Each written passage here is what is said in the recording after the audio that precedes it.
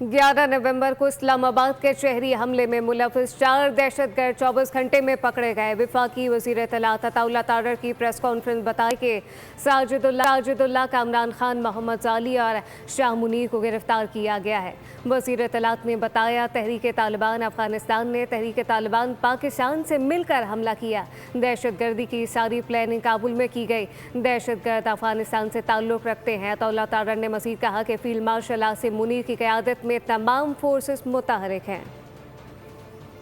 Intelligence bureau और CTD ने इस हमले के 48 घंटे के अंदर 4 मुल्जिमान इसके गिरफ्तार किए। सबसे पहले साजिदुल्लाह और शीना पकड़ा गया और उसके बाद ये कामरान खान, मोहम्मद जाली और शाह मुनीर, ये 4 लोग हैं जो इंटेलिजेंस ब्यूरो ने और सीटीडी ने G11 कचहरी के हमले के 48 घंटे के अंदर गिरफ्तार किए।